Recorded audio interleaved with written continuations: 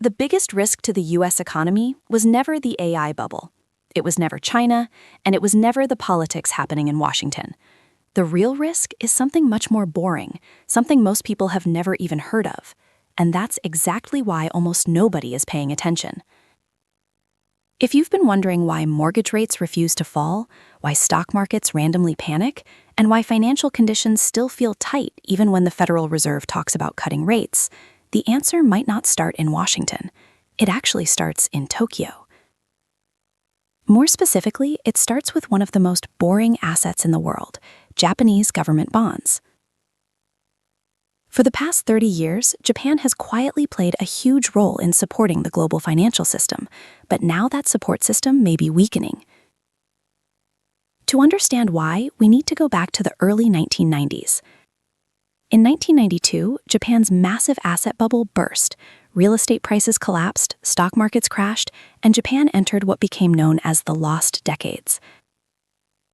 For nearly 30 years, the Japanese economy experienced extremely slow growth, low inflation, and weak wage increases. It was almost like the entire economy had been paused. To fight this stagnation, the Bank of Japan did something unusual. It cut interest rates all the way down to zero, and eventually even below zero. Later, it introduced a policy called yield curve control. This meant the central bank would actively keep long-term bond yields extremely low, even if markets tried to push them higher. In simple terms, Japan kept interest rates glued to the floor for decades. But this created a big problem for Japanese investors. Imagine you're a Japanese pension fund, insurance company, or bank managing billions of dollars. If government bonds in your own country pay almost 0% interest, your options are limited. You can either accept no returns or invest your money overseas. Most investors chose the second option. So Japan began investing massive amounts of money abroad. Over time, Japan became one of the largest holders of US Treasury bonds, a major buyer of US mortgage-backed securities, and the largest creditor nation in the world. In other words, Japan became a massive supplier of global capital. This led to something called the yen carry trade. Here's how it worked. An investor could borrow money in Japan at almost 0% interest. Then they would convert that money into dollars and invest in assets with US Treasury bonds yielding 4%. After accounting for fees and currency hedging, they would still keep the difference as profit. This strategy became incredibly popular. Because borrowing was so cheap, investors didn't just buy government bonds. They bought tech stocks, real estate, emerging market assets, anything that offered higher returns. At its peak, the yen carry trade was worth trillions of dollars. For decades, global markets were essentially running on cheap Japanese money.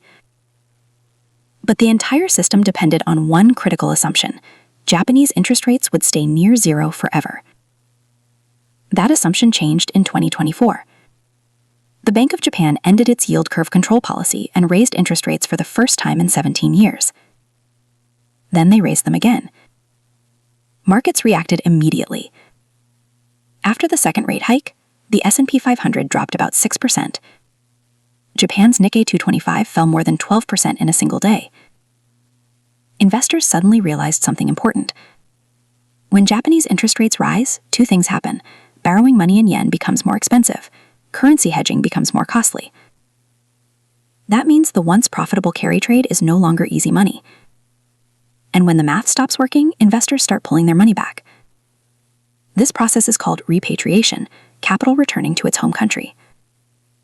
And this could have massive consequences. For decades, Japan wasn't just another buyer of US debt. It was one of the most consistent buyers of long-term US Treasury bonds. And here's the key detail many people miss. The Federal Reserve mostly controls short-term interest rates. But long-term rates, like the 10-year Treasury yield, are largely determined by supply and demand. If a major buyer like Japan reduces its purchases, the US may need to offer higher yields to attract new investors. And that affects everything. The 10-year Treasury yield influences mortgage rates, stock valuations, corporate borrowing costs, housing affordability, business investment.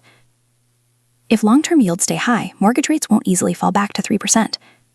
Housing activity slows. Corporate borrowing becomes more expensive. and stock valuations come under pressure because future profits are discounted at higher rates. In other words, this stops being just a bond market story. It becomes an everything story. For the past 30 years, the US has benefited from being on the receiving end of the world's largest carry trade. But now that trade is slowly unwinding. And when global liquidity tightens, the cost of money rises everywhere. This affects stocks, housing, corporate credit, almost every part of the financial system. Yet most financial media rarely talks about it. Why? Because topics like AI stocks, inflation headlines, or big tech earnings generate more clicks. But the real risks in markets are often the quiet ones, the ones hiding in plain sight.